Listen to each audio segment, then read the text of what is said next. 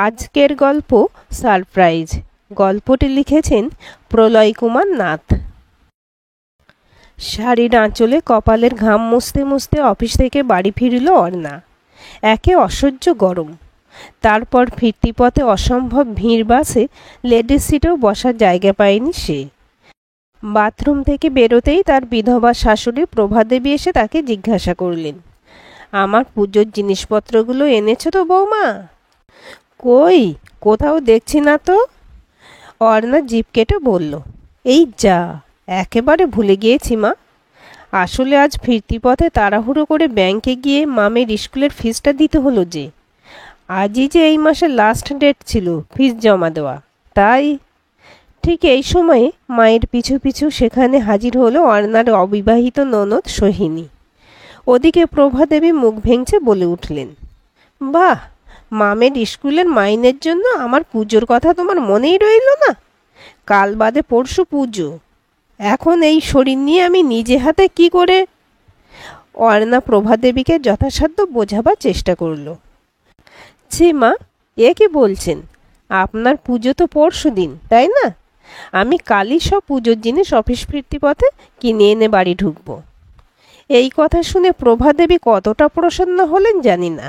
হয়তো তিনি আরও কিছু বলতে চাইছিলেন, কিন্তু তার আগেই মায়ের পিছন থেকে সোহিনী ফুট কেটে বলল, থাক মা, আসলে বুঝতে পারছো না, মেয়ের থেকে কি আর তুমি আমি বৌদির কাছে আপন হতে পারবো কোনো দিন?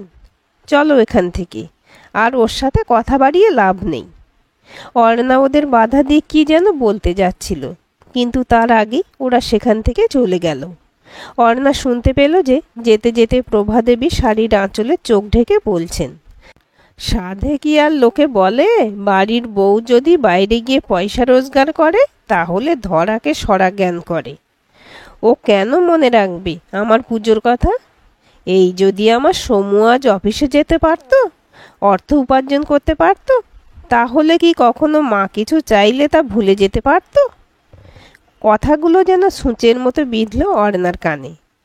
সত্যিই কি মেয়েরা অর্থ উপার্জন করলে স্বার্থপর হয়ে ওঠে? কি জানি, তবে সে অন্তত তেমন নয়। আজ প্রায় বছরখানেক হলো অর্ণার উপার্জনে এই সংসার চলছে। কখনো কি ভেবেছিল সে যে এমন দিনও তাকে দেখতে হবে? কত আশা নিয়ে, চোখে কত স্বপ্নের জলছবি এঁকে সে এই বাড়ির বউ হয়ে এসেছিল। স্বামী সৌমেন্দ্র পেশায় ইঞ্জিনিয়ার, একটি সুবিশাল মাল্টিন্যাশনাল ফার্মে উচ্চ পদে কর্মরত। নিতান্ত সময় কাটানোর জন্য একটি প্রাইভেট ফার্মে রিসেপশনিস্টের চাকরিটা নিয়েছিল অর্ণা। বিয়ের পরপরই এই বাড়ির সকলে তাকে কত স্নেহ করত, সব কিছু যেন স্বপ্নের মতোই মনে হচ্ছিল তার। বিয়ের 2 বছরের মধ্যে তাদের কোল আলো করে এলো মাম। সেদিন থেকেই তার উপরে কেমন যেন বিষিয়ে উঠতে থাকলেন প্রভাদেবী। তার যে ছিল নাতির মুখ দেখার খুব স্বাদ। তবে অর্ণার স্বপ্নকে দুঃস্বপ্নে পরিবর্তিত হতে লেগেছিল আরও বেশ কিছু বছর। যেদিন ঘটল সেই মর্মান্তিক দুর্ঘটনাটা, ফ্যাক্টরিতে শ্রমিকদের কাজ দেখানোর সময় অসাবধানতাবশত একটি উঁচু জায়গা থেকে পড়ে গিয়েছিল সৌমেন্দ্র। এতে তার জীবনহানি না হলেও সারা জীবনের জন্য অকেজো হয়ে গেল তার 2টি পা। তারপর আর কি, প্রাইভেট কোম্পানির চাকরি, তারা তো আর বসিয়ে বসিয়ে মাইনে দিয়ে যাবে না। কিছুদিন একটু মায়া দয়া দেখিয়েছিল তারা সৌমেন্দ্রকে। অবশেষে তার জায়গায় নতুন লোক দেখতে শুরু করলো।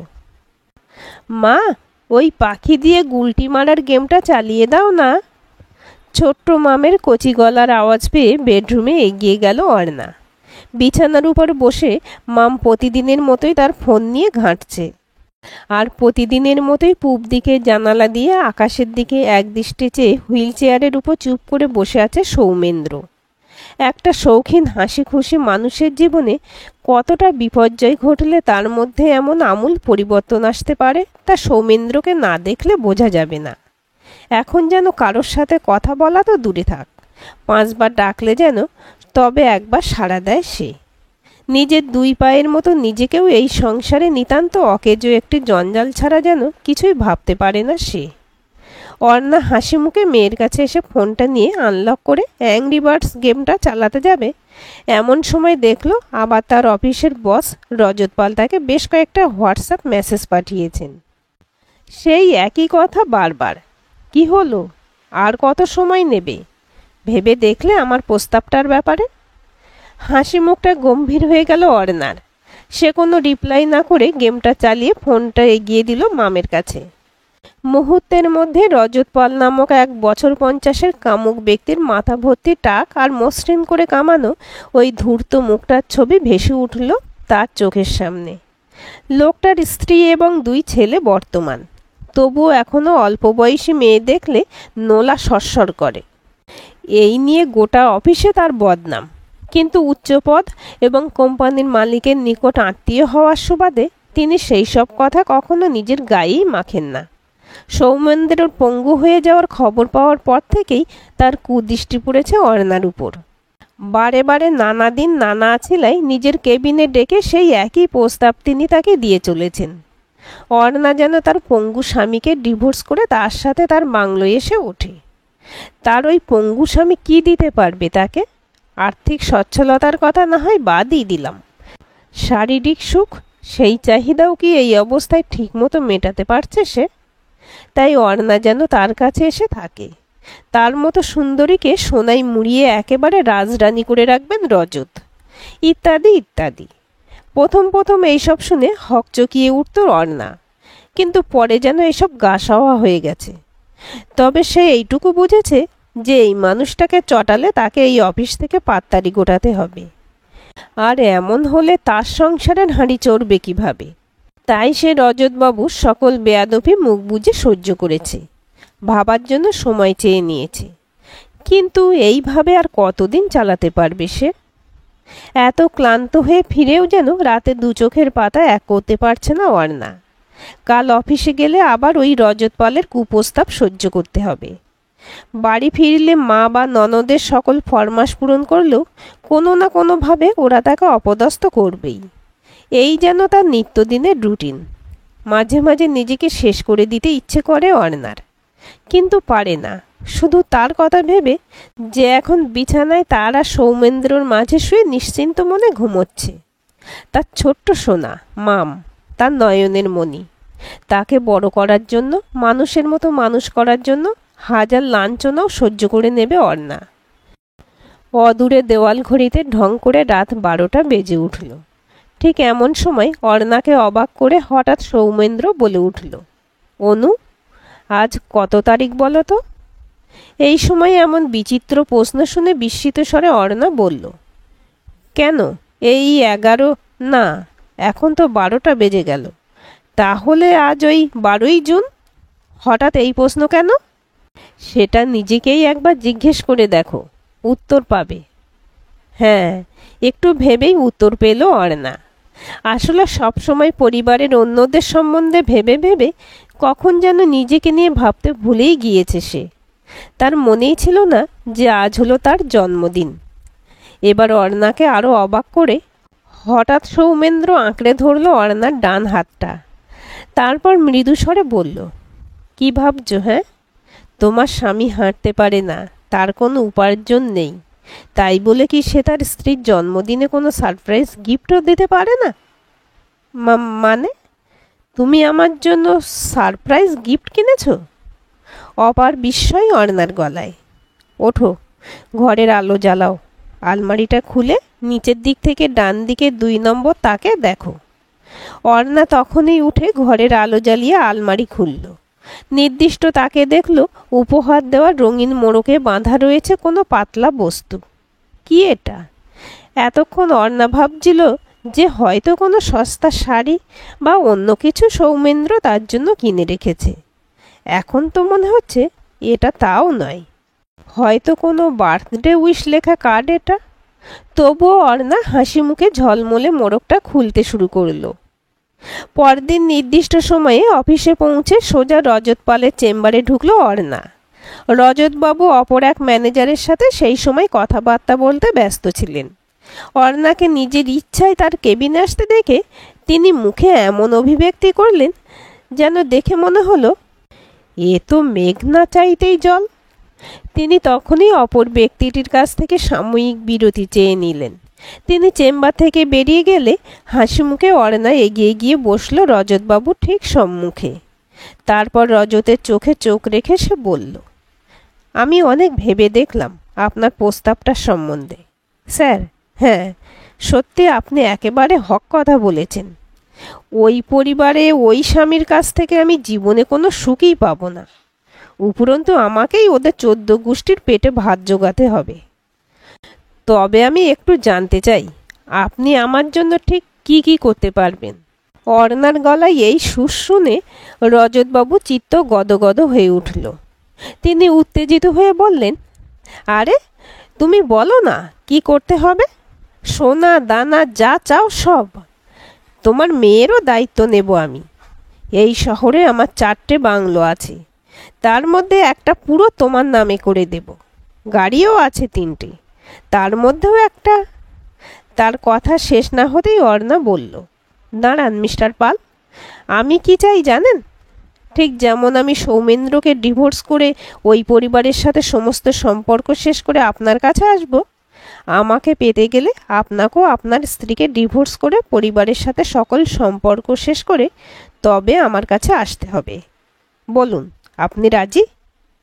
মুহূর্তের মধ্যে পাংশুবর্ণ ধারণ করল রজতবাবুর মুখ। সে কি, এ কি বলছো তুমি? ওর সাথে সম্পর্ক শেষ করব কি করে আমি? আইনত সে আমার স্ত্রী, আমার 2 সন্তানের মা। তাহলে আমি আপনার কে হতে চলেছি মিস্টার পাল? তারস্বরে চিৎকার করে উঠল অর্ণা। রক্ষিতা? অর্ণার কণ্ঠস্বর যেন বন্ধ কেবিনের বাইরেও এসে পৌঁছালো বাকি সকল কর্মচারীদের কানে। রাগে লাল হয়ে উঠল রজতবাবুর মুখ। তিনি লাজ লজ্জা ভুলে উদ্ধত ভঙ্গিতে বলে উঠলেন, তোমার মতো পঙ্গু স্বামী সুন্দরী অভাগিনী স্ত্রীর আর কী বা হতে পারে বলো, কোনো বড় লোকের রক্ষিতা ছাড়া? খিলখিল করে হেসে উঠল অর্ণা। বিন্দুমাত্র বিচলিত না হয়ে সে বলতে শুরু করলো, কাল রাতে আমার জন্মদিন উপলক্ষে আমার ওই পঙ্গু স্বামী আমাকে একটা সারপ্রাইজ গিফট দিয়েছে। কোনো দামি শাড়ি বা গহনার থেকে আমার কাছে যার মহত্ব আরও অনেক বেশি। এই দেখুন সেটা কি। এই বলে অর্ণা তার হাতে ধরা একটা চ্যানেল ফাইল এগিয়ে দিল রজত পালের কাছে। বিস্মিত মুখে রজতবাবু ফাইলটা উল্টে পাল্টে দেখতে থাকলেন। ওদিকে অর্ণা বলেই চলল, হ্যাঁ, এই কথা সত্য যে আজ 1 বছর আমার স্বামী পঙ্গু, কিন্তু আমি তার চিকিৎসার কোনো খামতি রাখিনি। নিজের স্বল্প উপার্জনের অর্ধেকটাই খরচা করেছি ওর চিকিৎসার উপর। ডাক্তার, ও নিজে এবং ওর বাড়ির লোকেরা হাল ছেড়ে দিলেও আমি ছাড়িনি। গত সপ্তাহে ওর কয়েকটি টেস্ট করানো হয়েছিল। সেই টেস্টের রিপোর্ট কাল এসে পৌঁছেছে ওর কাছে। খুব আশ্চর্যজনকভাবে হঠাৎ করেই ওর খোঁড়া 2 পায়ের অবস্থা দ্রুত উন্নতি হতে শুরু করেছে। সেই রিপোর্টও কাল মেল করেছিল অর্থোপেডিক ডাক্তারবাবুকে, যার কাছে ও চিকিৎসারত। তিনিও যার পরনায় বিস্মিত হয়েছেন এই রিপোর্ট দেখে। বলেছেন এটা ভগবানের আশীর্বাদ ছাড়া আর কিছুই নয়। এখন তিনি নিশ্চিন্ত, আর 2-3 মাসের মধ্যেই সৌমিন্দ্র আবার নিজের পায়ে দাঁড়াতে সক্ষম হবে। কি বলছো তুমি? রজতবাবুর গলায় বিস্ময়ের সুর। শুধু তাই নয়, এই কথা সৌমেন্দ্র ওর পুরনো অফিসেও জানিয়েছে। ওখানে সে বরাবরই খুব সুনামের সাথে কাজ করে এসেছে। তাই ওরাও ওর কথা ভেবে ওকে লিখিতভাবে জানিয়েছে যে নির্দিষ্ট সময়ে সুস্থ হয়ে উঠলে ও আবার কাজে যোগদান করতে পারবে, ও চাকরি বজায় থাকবে। নতমুখে ফাইলের পাতা উল্টে চলেছিলেন রজতবাবু। কিছুক্ষণ পর আবার বলতে শুরু করলো অর্ণা, এবার শেষ সুখবরটা দিয়ে ফেলি আপনাকে। কয়েক মাস আগে একটা টিভি চ্যানেল তার লাইভ শোয়ের অ্যাঙ্কর চেয়ে বিজ্ঞাপন দিয়েছিল। আমি গিয়েছিলাম অডিশনে, তবে সেখানকার বিপুল সংখ্যক চাকরি প্রার্থী দেখে এক কথায় ছেড়েই দিয়েছিলাম ওখানে চাকরি পাওয়ার কোনো আশা। কিন্তু ভাগ্যের কি পরিহাস দেখুন, আমার ভাগ্যেই জুটে গেল সেই চাকরিটা। সেখানকার অ্যাপয়েন্টমেন্ট লেটারটাও কালকেই এসে পৌঁছেছে আমার বাড়িতে। তাই নিজের ডাক্তারি রিপোর্টের সাথে এটাকেও সৌমেন্দ্র রেখেছিল আমার সারপ্রাইজের মোড়কের ভিতরে। আর 1 মাস পরেই ওখানে আমার জয়েনিং। তাই বুঝতেই পারছেন আমার মতো পঙ্গু স্বামী সুন্দরী অভাগী স্ত্রী কোনো বড় লোকের রক্ষিতা ছাড়াও আর কি কি হতে পারে। এই বলে এক ঝটকায় ফাইলটা রজতবাবুর হাত থেকে কেড়ে নিল অর্ণা। তারপর ফাইলের শেষ পাতাটা বার করে ছুঁড়ে মারল তার মুখের উপর। শান্ত নিরুদ্বিগ্ন কণ্ঠস্বরে অর্ণা বলে উঠল, এটা কিন্তু ছিল না ওই মোড়কের ভেতরে, এটা আমার নিজের হাতে লেখা, যা দিয়ে আমি আপনাকে সারপ্রাইজ দিতে চাই মিস্টার পাল। এটা আমার রেজিগনেশন লেটার। রজতবাবু বিহ্বল হয়ে চেয়ে রইলেন অর্ণার দিকে। বাড়ির ডোরবেল বাজাতে প্রভাদেবী এসে দরজা খুললেন। ক্লান্ত বিধ্বস্ত অর্ণা বাড়ির ভেতরে ঢুকতে গিয়ে হঠাৎ প্রভাদেবীকে দেখে জিভ কেটে বলে উঠল, এই যা, আজকেও ভুলে গেলাম আপনার পুজোর জিনিসগুলো আনতে মা। আচ্ছা, আমি এক্ষুনি সামনের বাজারটা থেকে। অর্ণার কথা শেষ না হতেই প্রভাদেবী হাসি মুখে তার হাত ধরে তাকে ঘরে টেনে এনে বললেন, তার কোনো দরকার নেই মা। আমাদের পরিবারের মা লক্ষ্মী যে আমাদের সামনেই দাঁড়িয়ে আছে, তাকে পুজো করতে ফুল ফল মিষ্টি লাগে না, লাগে শুধু মেয়ের প্রতি মায়ের একটু আদর আর ভালোবাসা। আমার এমনই পোড়া কপাল যে তা থেকে আমি প্রতিদিন তাকে বঞ্চিত করে এসেছি। এ কি বলছেন মা? অর্ণার কণ্ঠে বিস্ময়। সেই সময় সোহিনী পাশ থেকে এসে বলল, মা ঠিকই বলেছে বৌদি। দাদার অ্যাক্সিডেন্টের পর তুমি এই সংসারের কাণ্ডারি হয়েছ, আমাদের এতগুলো পেটে অন্ন জুগিয়ে এসেছ, আর আমরা কিনা তোমাকেই কথায় কথায় অপমান করেছি, ছোট করেছি। দাদার সাথে আমাদের রক্তের সম্পর্ক থাকলেও আমরা ওর ব্যাপারে হাল ছেড়েই দিয়েছিলাম, কিন্তু তুমি আশা ছাড়োনি। নিজের উপার্জনের অর্ধেকেরও বেশি অংশ দিয়ে তার চিকিৎসা করিয়ে গিয়েছ। তাই হয়তো তোমার এই অসাধারণ জেদ, সহনশীলতা এবং একাগ্রতার ফলেই ভগবান খুশি হয়ে দাদাকে সুস্থ করতে চলেছেন। তাই আমাদের কাছে তোমার স্থান ভগবানের কাছেই বৌদি, পারলে আমাদের ক্ষমা করো। অর্ণা ধুর পাগলি বলে সোহিনীকে বুকে টেনে নিল। প্রভাদেবী প্রসন্ন চিত্তে শাড়ির আঁচলে নিজের চোখ মুছলেন। অর্ণা দেখল যে বেডরুম থেকে মামও ছুটে এসে তাকে জড়িয়ে ধরল। হুইল চেয়ারের হাতল ঘুরিয়ে বেরিয়ে এলো সৌমেন্দ্র। নিজের সহধর্মিনীর প্রতি অগাধ ভরসা, বিশ্বাস এবং ভালোবাসা যেন ঝলকে উঠছে তার দুই জল ভরা চোখে। আজকের গল্পটি কেমন লাগলো কমেন্ট করে জানাবেন। ভালো লাগলে লাইক, হাইপ, শেয়ার করবেন আর চ্যানেলটি সাবস্ক্রাইব করে বেল আইকনটি ক্লিক করে রাখতে ভুলবেন না।